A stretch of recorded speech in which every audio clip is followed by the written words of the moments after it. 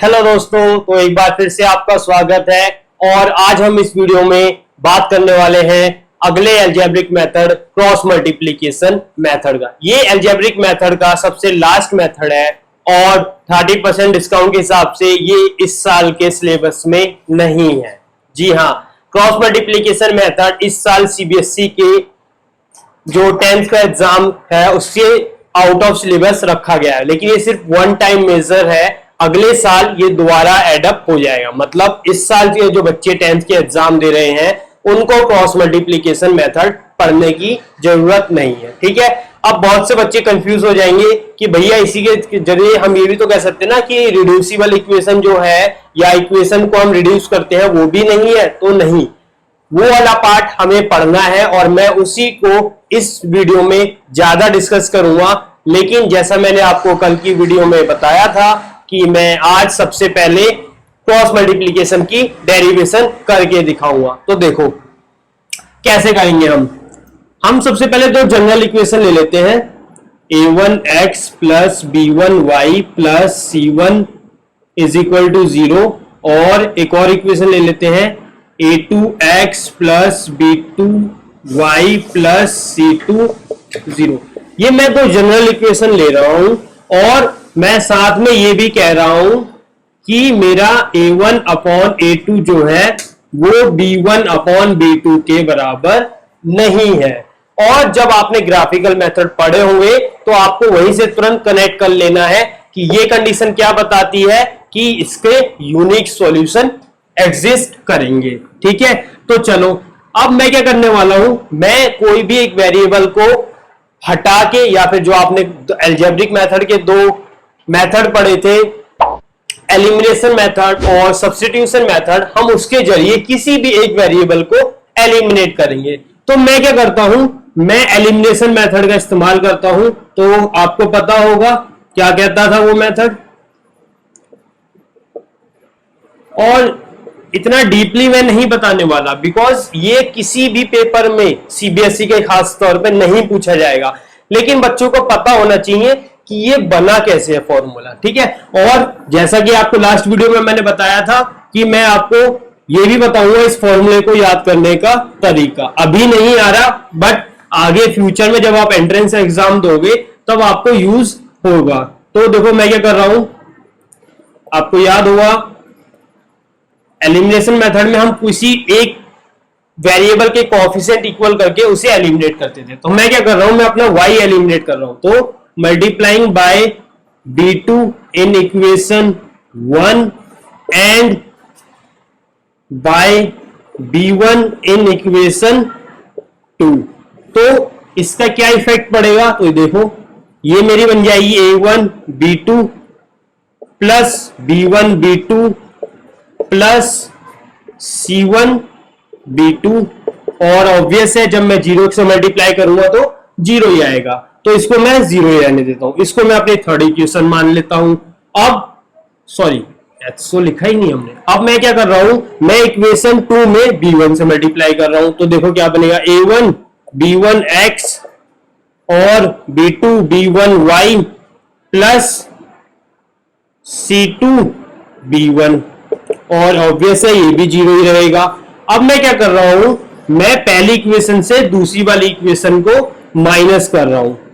तो जब मैं माइनस कर रहा हूं देखो इसके कोएफिशिएंट बराबर है b1 b2 b1 b2, ये पार्ट पूरा एलिमिनेट हो जाएगा और बचेगा क्या वो भी देखो, a1 b2x minus a1 b1x plus c1 b2 minus c2 b1 is equal to 0। 0 में से 0 गया, 0 ही बचा।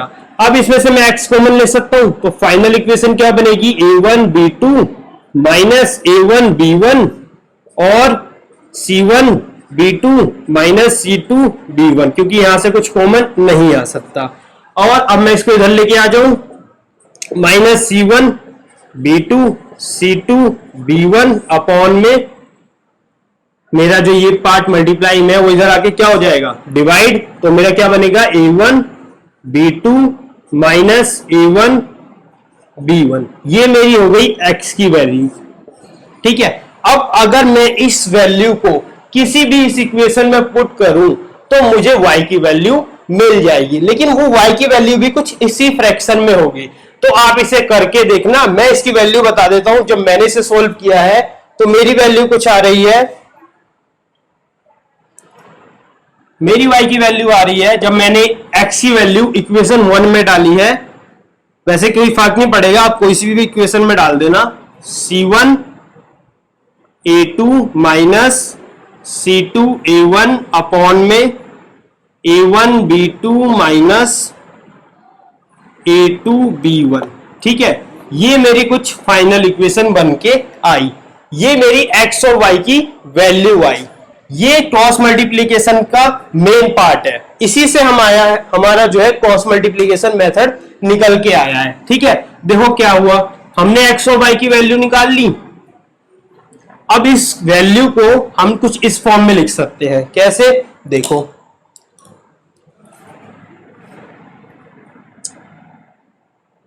जो आपका फॉर्मूला आपने पढ़ा होगा, x1 अपॉन में b1 c2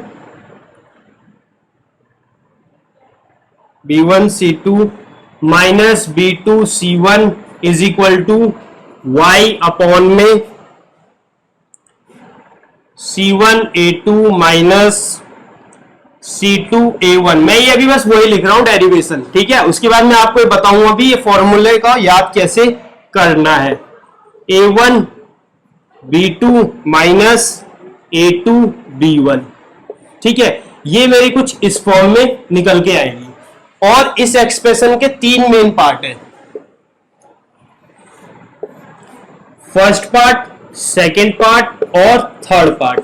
और जब भी आप क्रॉस मल्टीप्लीकेशन से सवाल करेंगे आपको ये तीनों पार्ट ही निकालने हैं। ठीक है, कैसे, देखो, आपको x की वैल्यू तो मिलेगी नहीं, लेकिन ये पार्ट मिल जाएगा, बिकॉज जनरल इक्वेशन जब भी आपको दी जाएगी तो उसमें कोएफिशिएंट जो होंगे ऑलमोस्ट दिए ही होते हैं, या नहीं दिए होंगे तो उसकी वैल्यू उसी टर्म्स में आएगी जो कोएफिशिएंट दे रखा है। जैसे मेरे केस में मुझे कोएफिशिएंट क्या दे रखा है, b1 c2, तो ऑब्वियस है मेरे सभी आंसर इसी की टर्म्स में लाई करेंगे।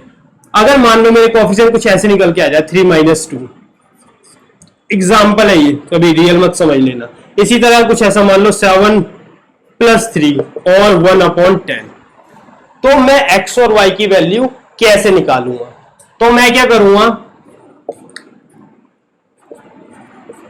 सॉरी y, अब मैं वैल्यू निकालने के लिए एक बार x को इसके बराबर रखूंगा, x/1 1/10। तो जब मैं इसको सॉल्व करूंगा तो x की वैल्यू आ गई 1/10। और एक बार y को निकालने के लिए एक बार मैं y/10 इज इक्वल टू 1/10। तो 10 से 10 कैंसिल हो गया, y की वैल्यू 1 आ गई। ठीक है, ये एग्जाम्पल था समझाने के लिए। अब आपको ये फॉर्मूला याद कैसे करना है? ठीक है, बेसिकली यही फॉर्मूला क्रॉस मल्टीप्लीकेशन मेथड है। ये है कैसे क्रॉस मल्टीप्लीकेशन नाम, देखो जरा इस फॉर्मूले की डेरिवेशन।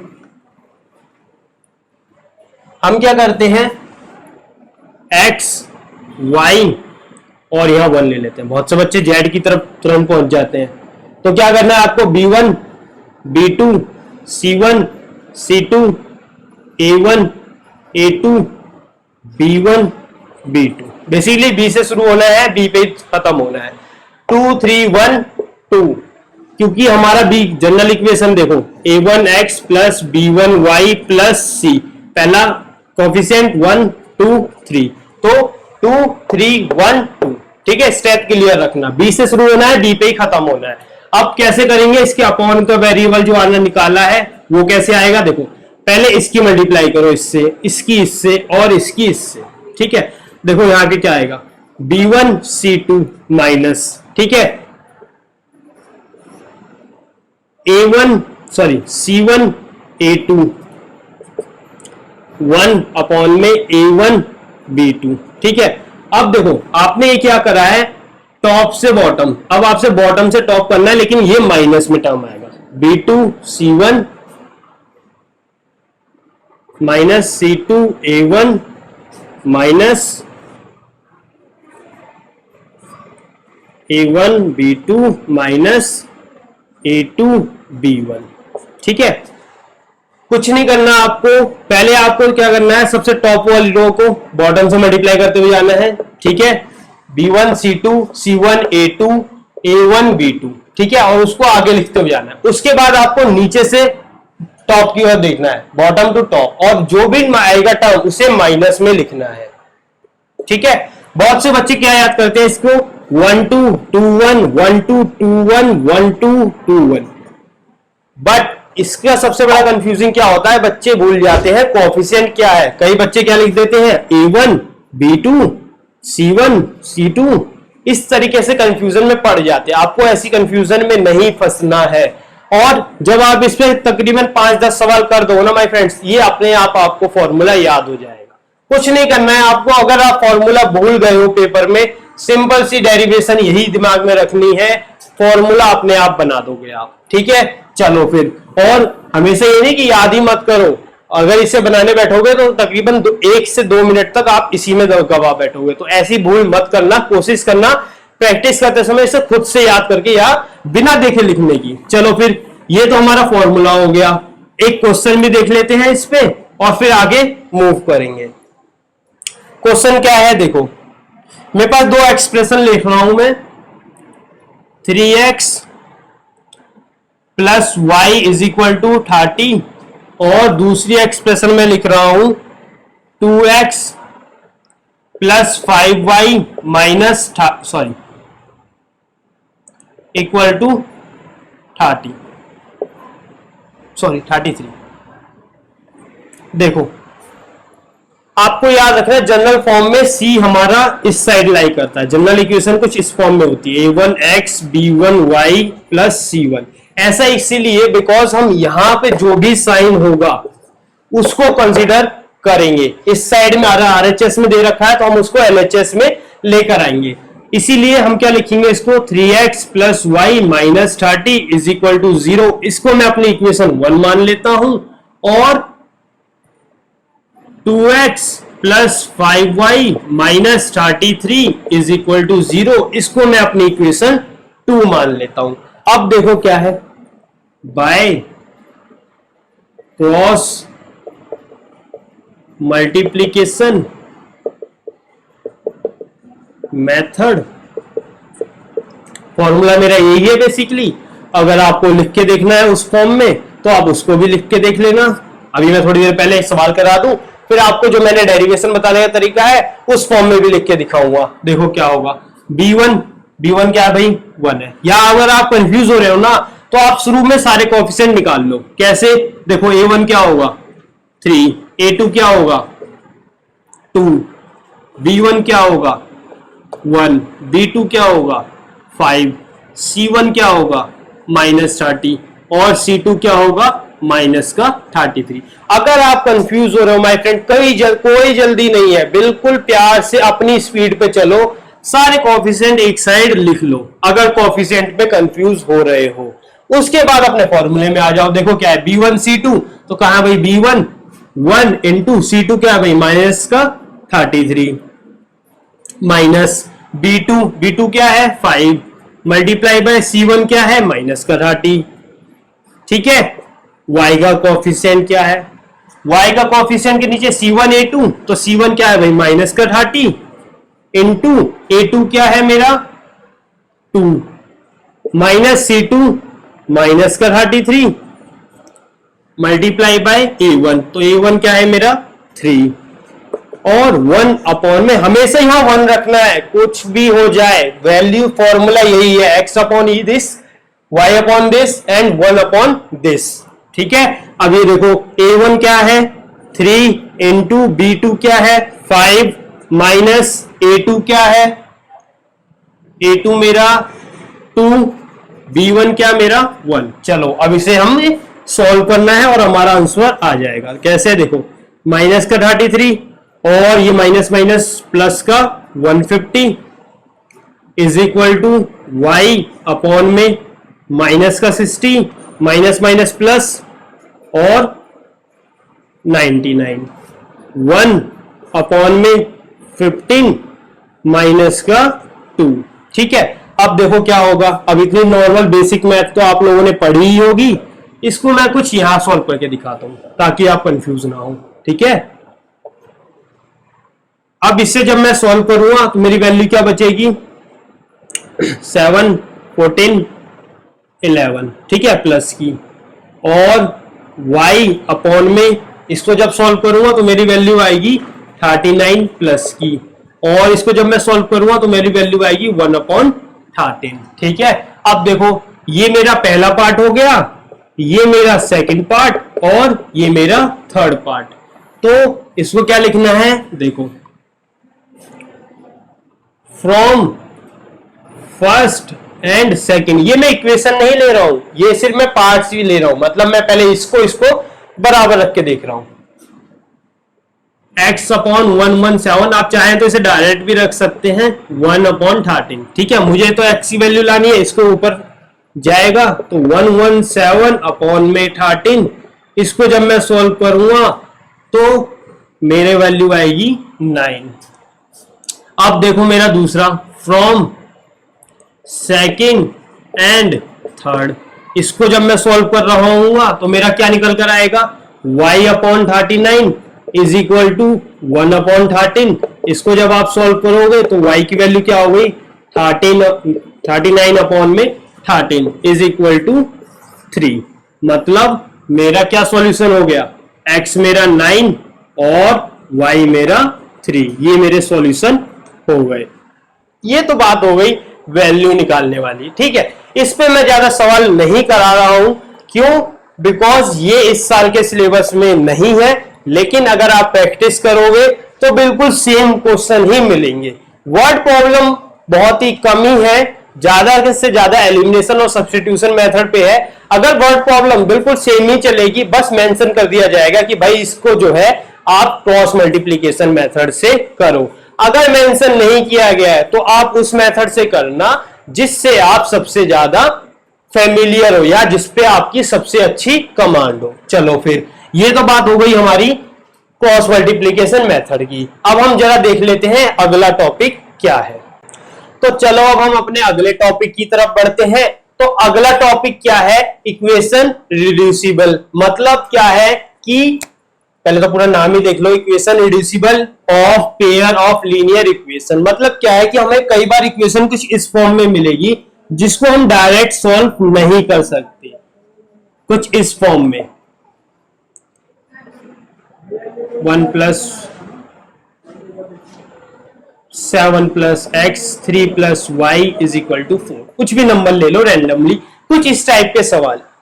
एक टाइम पे ये भी होगा कि आप थोड़ा टाइम लगाने के बाद इसको एलिमिनेशन मेथड से कर पाए, लेकिन अगर कुछ इस टाइप का सवाल हो, 1/x + 2 + 1/x + 4 = 3, 1 + x + 7 + x + 9, y = 7, तब आप और भी ज्यादा कंफ्यूज होंगे और कई से ज्यादा बच्चे तो आप यही कहोगे कि भैया मुझ पे नहीं हो पाएगा। तो ये मैं इसी पॉइंट को बताने की कोशिश कर रहा हूं कि इस टॉपिक की मेन इंपोर्टेंस इसी तरह के सवालों को डील्स करने के लिए बनाई गई है। एक पार्ट तो और मैंने बताया ही नहीं आपको। थर्ड केस इसी तरह क्या पॉसिबल हो सकता है कि कुछ इस फॉर्म में इक्वेशन मिले, x + y 7x - y = 8 और 1/x - y + 8x - y x + y = 3। कुछ इस टाइप के सवाल। ये मेरे 3 केस मैंने आपको बताए हैं जो मुझे अभी पॉसिबल दिख रहे हैं। इसी तरह बहुत से पॉसिबल होंगे, सभी लीनियर इक्वेशन में होंगे, लेकिन प्रॉब्लम क्या आ रही होगी कि ये सब जो है फ्रैक्शन में या फिर डेनोमिनेटर की फॉर्म में कुछ दिख रहा होगा। तो इसको सॉल्व करने के लिए हमें इक्वेशन रिड्यूसिबल का इस्तेमाल करना पड़ता है। अब ये कहता क्या है कॉन्सेप्ट, अभी तो सिर्फ मैंने बताया ना कि ये डील क्या करता है। ये क्या करता है कि आप इक्वेशन रिड्यूसिबल के थ्रू कोई भी एक जो भी हमारी इक्वेशन है उसको दूसरे वेरिएबल की फॉर्म में ट्रांसफॉर्म कर लो। जैसे आपको एग्जांपल के तौर पे बताऊं तो मैं इसको क्या लिख सकता हूं, late 1/x = p and 1/y = q। अब इसका इफेक्ट क्या पड़ेगा इस इक्वेशन पे, p + q = 3 और दूसरी इक्वेशन क्या बन जाएगी आपकी 7p plus 3q is equal to 4। अब बहुत ही सिंपल, बहुत दिख रहा होगा आपको कि आप इसे एलिमिनेशन मेथड, सब्स्टिट्यूशन मेथड या फिर क्रॉस मल्टीप्लीकेशन मेथड, जो कि इस साल के सिलेबस में तो नहीं है, आप किसी भी मेथड से कर सकते हैं। ठीक है, ये बार बार मैं आपको याद दिला रहा हूं, सिलेबस में नहीं है इसका मतलब है याद रखना कि इसमें ज्यादा सवाल ना करो, 4-5 सवाल मैक्सिमम बहुत है। ठीक है, इसी तरीके से अगर मैं इसको सॉल्व करना चाहूं तो मुझे इसे भी कुछ इसी फॉर्म में लिखना पड़ेगा कि कोई एक वेरिएबल को एज्यूम करना पड़ेगा। अच्छा, ये मैंने तो रैंडमली लिखा है, तो लेकिन आप कंफ्यूज हो जाओगे कि 1/x+2 को क्या माने और ये माने। अगर मान ले तो फिर तो हमारे 4 वेरिएबल अलग अलग आ जाएंगे। ये मेरा सवाल थोड़ा गलत हो गया है, बट कोई मिलता जुलता इसी तरीके का सवाल आपको दिखेगा। जैसे मैं अगर कुछ ट्रांसफॉर्म कर दूं, चलो देखो मैं एक ट्रांसफॉर्म कर देता हूं, इसको मैं 6 ले लेता हूं, ठीक है, और इसको 4 करके यहां पे 9 कर देता हूं। ठीक है, अब मेरा कुछ वैसे ही सवाल हो गया।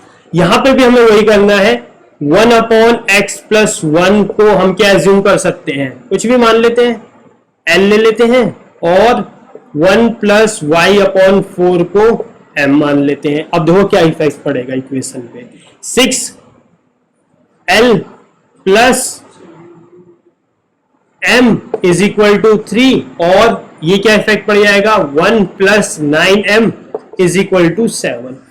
बड़ा सिंपल सा इक्वेशन बन गई, इसको भी आप सॉल्व कर सकते हो। अब आप इस पे भी चाहो तो एलिमिनेशन मेथड लगाओ, सब्स्टिट्यूशन लगाओ या क्रॉस मल्टीप्लीकेशन लगाओ, आंसर आ जाएगा। इसी तरीके से कुछ इसको कर सकते हैं। वो कैसे, देखो इसमें भी x+y, इसको कुछ एज्यूम कर लो a, और x-y इसको एज्यूम कर लो b। मैं a और b इसलिए ले रहा हूं माय फ्रेंड्स क्योंकि यहाँ पे a और b नहीं दे रखा है। आपको उस वेरिएबल या उस सिंबल में दिखाना है जो यहां पर यूज नहीं किया गया है। जैसे यहां पे एक्स वाई यूज कर लिया है, तो मैं एक्स वाई छोड़ के किसी भी वेरिएबल की टर्म्स में या किसी और सिंबल की टर्म्स में दिखा सकता हूं। इसी तरह यहां पे सेम एक्स वाई में है तो मैं कर सकता हूं, इसी तरह यहां पर भी। ठीक है, तो देखो क्या इफेक्ट पड़ेगा यहां पर, a + 7b is equal to 8, और ये क्या इफेक्ट पड़ेगा, b + 8a is equal to 3। अब सेम लॉजिक होगा, बिल्कुल यहां से यहां पर आने के लिए यही टॉपिक बनाया गया है, इक्वेशन रिड्यूसिबल। मतलब आपको जो भी इक्वेशन दी जाए आप उसको कोई और वेरिएबल की टर्म्स में लिख के इसको सॉल्व करें और उसके बाद आपने जो एज्यूम किया है उसको निकालें। जैसे मैं अभी आपको करके दिखाऊंगा, जैसे ये देखते हैं इस मेथड में, इस मेथड को मैं क्या कर रहा हूं, मैं सिंपल समझाने के लिए कर रहा हूं। मैथमेटिकल जैसे मैंने आपको एलिमिनेशन मेथड बताया था, सब्स्टिट्यूशन मेथड बताया था, बिल्कुल सेम फॉर्मेट आप लोग फॉलो करोगे। तो मैं क्या करता हूं, इसको 1 मान लेता हूं, इसको 2, और मुझे एलिमिनेट करना है या मैं सब्स्टिट्यूशन मेथड का इस्तेमाल करता हूं। मैं क्या करता हूं, पहली इक्वेशन को इस फॉर्म में लिख देता हूं, 3 - q को। तो देखो क्या इफेक्ट पड़ेगा, तो 7 3 टाइम्स u, ये भी लिख लो, चलो, पुटिंग इक्वेशन 3 इन इक्वेशन 2। तो देखो क्या इफेक्ट पड़ेगा, मैं डायरेक्ट लिख रहा हूं, 7 × 3 21 - 7q + 3q is equal to 4, और ये क्या इफेक्ट दे देगा, माइनस का 4q, और ये 4 - 21, 4q माइनस का 17, माइनस से माइनस कैंसिल हुआ, q की वैल्यू क्या हो गई, 17/4।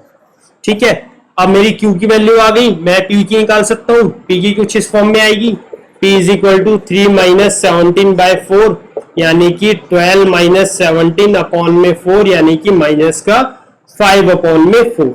अब जो ये p और q की वैल्यू मैंने निकाली है, मैंने तो इनको कुछ और एज्यूम किया था, वो क्या था, देखो 1/x को मैंने p लिया था, तो मैं इसको कुछ ऐसे दिखा सकता हूं, 1/x = 17, सॉरी, माइनस का 5/4। अब मुझे x की वैल्यू क्या मिलेगी, जब मैं करूंगा सॉल्व, तो माइनस का 4/5, ये तो मेरी x की वैल्यू हो गई। अब y की वैल्यू क्या निकल कर आएगी, मैं इसलिए करता जा रहा हूं बिकॉज यहां पे स्पेस नहीं है, वरना मुझे ऊपर सवाल मिटाना पड़ेगा, जो मैं चाहता नहीं हूं, ताकि आप कंफ्यूज ना हो। y को मैंने क्या एज्यूम, सॉरी 1/y को मैंने क्या एज्यूम किया था, q, Q की वैल्यू ऑलरेडी दे रखी, मैंने निकाली है अभी 17/4, और Y की जब मैं निकालूंगा 4/17। बिल्कुल सिंपल मेथड, सॉल्व हो गया, कुछ ज्यादा प्रॉब्लम नहीं हुई। अगर आपको इस फॉर्म से सॉल्व करते हुए आते यहां तक तो माय फ्रेंड्स आप कभी नहीं पहुंच पाते, और अगर पहुंचते भी तो बहुत ज्यादा टाइम वेस्ट कर दिए होते। 4 मार्क्स के लिए इतना टाइम वेस्ट नहीं कर सकते, तो इक्वेशन रिड्यूसिबल का हम इस्तेमाल करेंगे। ठीक है, चलो अब इस क्वेश्चन को देखते हैं। ये कुछ इस फॉर्म में मिली है, इससे L और M की वैल्यू आ जाएगी, और उस वैल्यू के थ्रू आप पुट करके X और Y निकाल लोगे। इसी तरह इसमें थोड़ी सी कंफ्यूजन होगी, वो क्या होगी देखो, इसको मैं बताता हूं। सपोज करो जब मैंने इसको सॉल्व किया तो मेरी A की वैल्यू कुछ आई 9 और B की वैल्यू आई 7। मैं एज्यूम कर रहा हूं, मैं इस वाले केस को डिस्कस कर रहा हूं क्योंकि ये बहुत इंपॉर्टेंट है। बच्चे बहुत ज्यादा कंफ्यूज हो जाते हैं, पेपर में नहीं आएगा, क्लियर बता रहा हूं, पेपर में ये वाला केस नहीं आएगा, लेकिन ये कंफ्यूजन क्लियर करना जरूरी है। ए और बी में कुछ एज्यूम कर रहा हूं, मैंने सॉल्व करने के बाद एलिमिनेशन या सब्स्टिट्यूशन मेथड से मैंने सॉल्व किया, मुझे ए और बी की वैल्यू, ए की वैल्यू 9 आई और बी की वैल्यू 7 आई। अब मैंने क्या करा, मैंने तो ए को एज्यूम किया था 1/x प्लस वाई, और मैंने क्या करा था, बी को एज्यूम किया था 1 ये। ठीक है, अब देखो कुछ इक्वेशन इस फॉर्म में मिलेगी आपको, 1 is equal to 9x plus 9y, और इसी तरह इससे देखोगे तो 1 is equal to 7x minus 7y। तो अब आपके पास ये नए पेयर बन गए हैं जो आपने एलिमिनेशन मेथड करते समय सीखा था। अगर आप देखना चाहें, अगर आप कंफ्यूज हो रहे हैं तो कुछ यही तो मतलब हुआ इसका, और इसको वही तो लिखोगे आप, 7x minus 7y is equal to 1। यही मेथड आपने बिल्कुल सेम हमने लिखा था, हमने जो एज्यूम किया था। अब हम इसे दोबारा सॉल्व करेंगे और फिर हम निकालेंगे अपनी वैल्यू जो हमारी x और y की आएगी। मतलब हम सवाल को 2 स्टेप में कर रहे होंगे, पहले हम उसके जिसमें हमने रिप्रेजेंट किया है a और b उसे निकालेंगे, फिर उसकी मदद से हम अपनी x y की वैल्यू निकालेंगे, दोबारा उन्हीं स्टेप को फॉलो करके। चलो ये तो था समझाने वाला पार्ट। अब सबसे इंपॉर्टेंट पार्ट, पेपर में कभी भी डायरेक्ट क्वेश्चन नहीं आता इक्वेशन रिड्यूसिबल का, अगर आएगा तो 3 नंबर का मैक्सिमम आएगा, लेकिन इसमें सबसे इंपॉर्टेंट टॉपिक है जिसे हम ध्यान नहीं देते, वो है वर्ड प्रॉब्लम। सबसे ज्यादा वर्ड प्रॉब्लम इक्वेशन रिड्यूसिबल से ही निकल के आती है। इसमें बहुत से केसेस पॉसिबल है, टाइम, एज, मनी, स्पीड, और अगर आप देखना चाहे as calculation, up stream down stream जो बोर्ड के हम करेंगे, जो कि मैं करने वाला हूं, बिकॉज ये सवाल सबसे ज्यादा हर ओड या इवन पे चलता रहता है, मतलब 2 साल 3 साल बाद रिपीट होता रहता है। इसी तरह आप चाहे तो टाइम वर्क या फिर कोई साइंस का टॉपिक भी ले सकते हैं, स्पीड वेलोसिटी का भी, तो उसमें हम इसमें डिस्कस करेंगे। चलो, और मोशन में भी आपको कई बार ऐसी इक्वेशन डील करने को मिल जाएगी जब आप 11th में होगे। ठीक है, चलो फिर मैं सवाल देखता हूं और उसे हम सॉल्व करेंगे। तो चलो अब हम वर्ड प्रॉब्लम देखते हैं। जो मैं अभी आपको बता रहा था कि अप स्ट्रीम डाउन स्ट्रीम पे क्वेश्चन बहुत कॉमनली, यहां पे नहीं तो आप जब एंट्रेंस देने जाओगे 11th क्लास में किसी अच्छे स्कूल का, वहां पे आपको इस टाइप के सवाल मिल जाएंगे। क्या है क्वेश्चन, देखो मैं रीड कर रहा हूं, आपको बोर्ड पे भी दिख जाएगा। A boat goes 30 kilometre upstream and 44 kilometre downstream in 10 hour. In 13 hours, it can go 40 km upstream and 50 km downstream. Determine the speed of the stream and that of the boat in still water. Still water, sorry. मतलब हमें boat की speed बतानी है इससे जब पानी एकदम normal रहे तब, और जब हमारी मूव कर रही हो। तो सबसे पहले ये है क्या still water. Still water basically क्या है, पानी एकदम नॉर्मल है, कहीं और मूव नहीं कर रहा है। ठीक है, अप स्ट्रीम और डाउन स्ट्रीम कैसे है वो भी समझ लो। मान लो मेरी एक नाव है जो इस तरफ मूव कर रही है, ठीक है, और पानी जो है मेरा वो भी इसी तरफ मूव कर रहा है, तो इसको मैं कहूंगा अप स्ट्रीम। मतलब मेरी स्पीड जो है बोट की वो बढ़ेगी। कैसे, जो भी मेरा मान लो बोट x किलोमीटर पर रफ्तार से चल रही होगी, x किलोमीटर पर आवर से, और पानी की कुछ रफ्तार होगी y किलोमीटर पर आवर, तो जो फाइनल स्पीड होगी बोट की वो बन जाएगी जो इन दोनों स्पीड का सम होकर आएगा। इसी तरह डाउन स्ट्रीम क्या है, अगर मेरी नाव इस डायरेक्शन में चल रही है लेकिन पानी जो है वो इस तरीके इस दिशा में मूव कर रहा है, तो मेरी स्पीड जो है वो कम हो जाएगी। डाउन स्ट्रीम क्या हो जाएगी, ये मतलब जो मेरी बोट की स्पीड है माइनस जो पानी की स्पीड है, मतलब जो पानी मेरे बोट की स्पीड को कम कर रहा है। ये तो था अप स्ट्रीम डाउन स्ट्रीम समझाने के लिए कि होता क्या है। अब देखो क्वेश्चन सॉल्व कैसे करेंगे हम। सबसे पहले हम एज्यूम कर लेते हैं, let speed of boat in still water still water be x kilometre per hour. ठीक है, मैं किलोमीटर पर आवर में दिखा रहा हूं बिकॉज मेरे को जो डिस्टेंस दे रखा है वो किलोमीटर दे रखा है और टाइम भी आवर में दे रखा है। इसी तरह मैं क्या कर सकता हूं, यहां पे तो स्पीड ऑफ बोट ले ली, स्पीड ऑफ अब स्ट्रीम ले लो, जो पानी है उसकी क्या है स्पीड, तो स्पीड उसकी क्या बनेगी y किलोमीटर पर आवर। ठीक है, अब देखो हमें कुछ नहीं करना है कि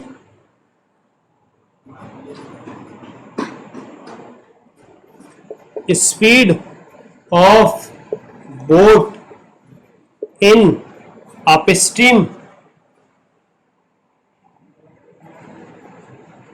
तो मैंने अभी थोड़ी देर पहले आपको बताया था कि अपस्ट्रीम में हमारी स्पीड क्या हो जाती है, बढ़ जाती है। तो मतलब मेरी फाइनल स्पीड क्या मिलेगी, x plus y kilometre per hour. ठीक है, इसी तरह अगर मैं आपसे बात करूं speed of boat in downstream, तो डाउन स्ट्रीम में क्या केस पॉसिबल होगा, बिल्कुल सही, बस पहुंचे गए हो। क्या, जो भी मेरी स्पीड है बोट की माइनस जो पानी की स्पीड है। ठीक है, वो अब देखो हमारे क्वेश्चन में क्या बोला गया, ये तो बिल्कुल समझाने वाला पार्ट था यहां तक, इसके बिना सवाल पॉसिबल ही नहीं है सॉल्व करना।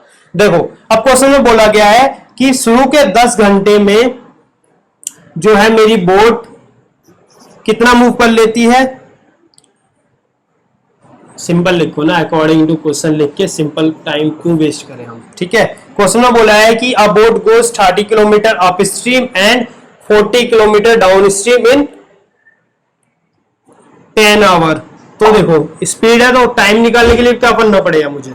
ठीक है, टाइम निकालने के लिए मैं क्या करूंगा, 30 अपॉन में x माइनस वाई।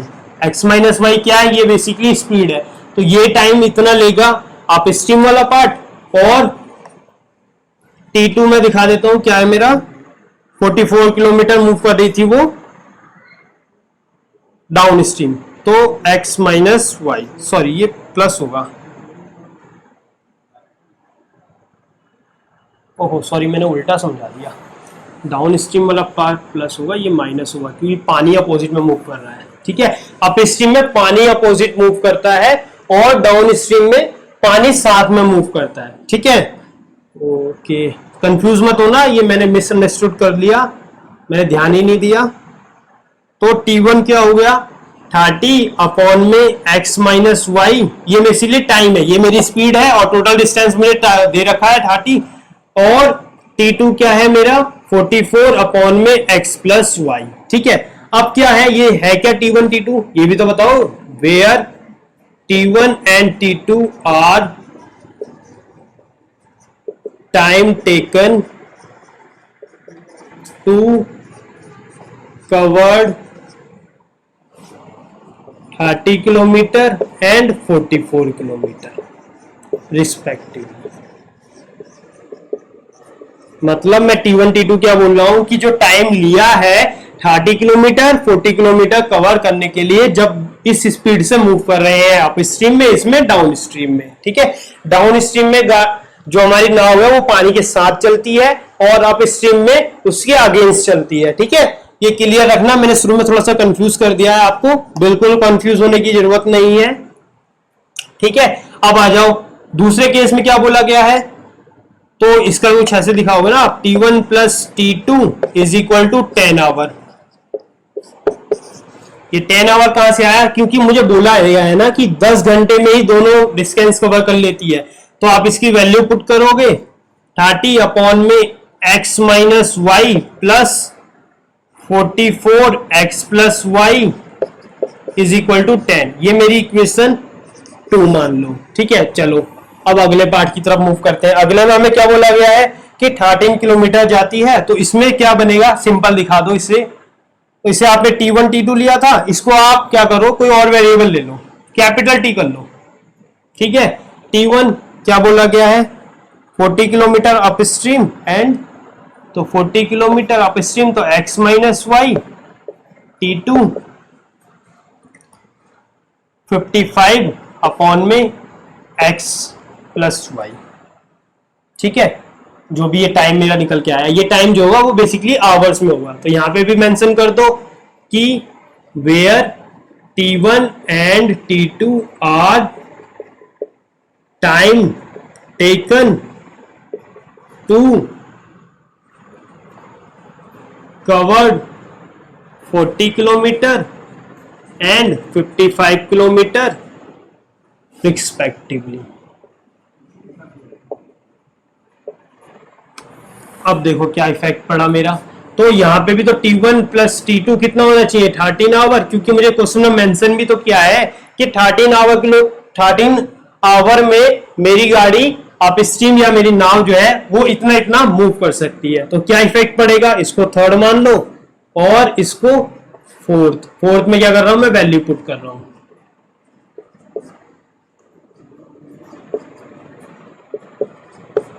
अब देखो ये वही सवाल हो गया माय फ्रेंड्स जो मैंने आपको थोड़ी देर पहले इक्वेशन रिड्यूसिबल में डिस्कस किया था। कैसे, देखो बिल्कुल, जरा आप इक्वेशन 2 और 4 पे ध्यान दो, इसको थोड़ी देर के लिए हटा दो। ठीक है, इक्वेशन क्या है, बिल्कुल सेम ही है। ठीक है, अगर मैं इनको साथ में लिख लूं तो कुछ इस फॉर्म में दिखेगा। ठीक है, 40 अपॉन में x minus y plus 50 upon में x प्लस वाई, ये मेरी 13, और 30 अपॉन में x minus y plus 44 upon में x plus y is equal to 10। ये मेरी दो इक्वेशन थी जो 3 और 4 है, बेसिकली 4 3। ठीक है, अब क्या कर रहा हूं मैं, आपको इक्वेशन रिड्यूसिबल में मैंने बिल्कुल बताया था आपको क्या करना है, एक वेरिएबल जो है इसको कुछ और एज्यूम कर लेना है। Let 1 upon x minus y is equal to p, 1 upon x plus y is equal to q. इसका क्या इफेक्ट पड़ेगा, देखो ये क्या बन जाएगी, 40p plus 55q is equal to 10, और ये क्या बन जाएगी मेरी 30p plus 44q is equal to 13। अब मैं कौन सा वेरिएबल एलिमिनेट कर दूं, तो मैं क्या करता हूं, मैं इक्वेशन जो मेरी ये है क्या है 5 6, ठीक है, मैं इक्वेशन 5 में मल्टीप्लाई कर देता हूं।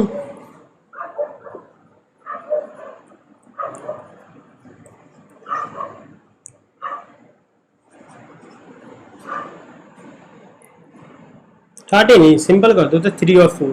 ठीक है, तो multiply by 3 in equation 5 and bye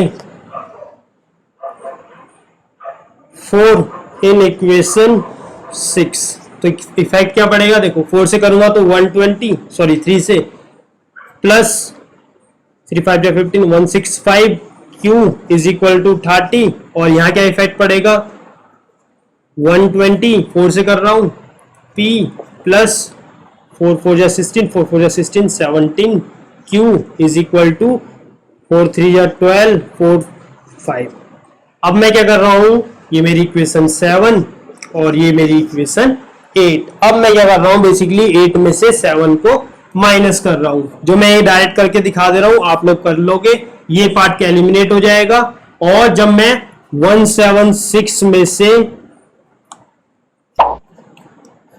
अपना 165 माइनस करूंगा तो मेरा क्या इफेक्ट पड़ेगा, 52 माइनस 30, इसका कुछ इफेक्ट क्या होगा ये देखो, मैं यहां बता रहा हूं। यहां बचेगा मेरा 1 क्यू और यहां क्या बचेगा मेरा 22। तो क्यू की वैल्यू क्या आ गई, 22 अपॉन में 11 2। ठीक है, मार्कर की इंक थोड़ा सा रुक गई है। चलो जब तक आप लोग सॉल्व करो, आप मुझे बताओ कि अब मेरी जो क्यू की वैल्यू आई है इसको मैं क्या कर सकता हूं। मुझे तो अब पी की भी निकालना पड़ेगा। बिल्कुल सोचो, बिल्कुल कुछ नहीं, कोई जल्दीबाजी नहीं है, आप लोगों को ही करना है। अपनी स्पीड पे देखो आप लोग क्या कर सकते हो।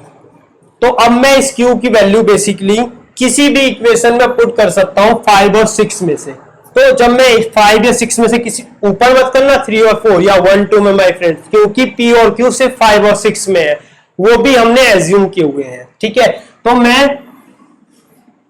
क्या करता हूं, मैं डाल रहा हूं क्यू की वैल्यू इक्वेशन 5 में।